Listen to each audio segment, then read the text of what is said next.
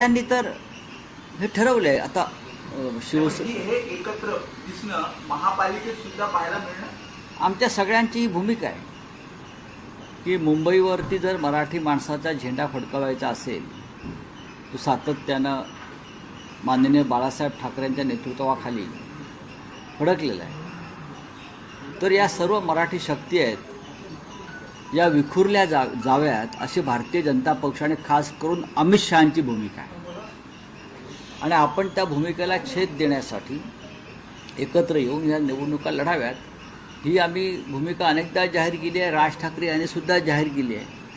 आता उद्याचा मोर्चा आटपल्यावर एक चांगलं वातावरण निर्माण होईल या महाराष्ट्रामध्ये मराठी माणसांच्या मनामध्ये आणि त्यातून आम्हाला खात्री आहे की नक्कीच चांगलं घडेल. अर्थात देवेंद्र फडणवीस असतील, एकनाथ शिंदे वगैरे वगैरे वगैरे त्याने किती आपटापट केली तरी मराठी माणसाची एकजूट फुटणार नाही.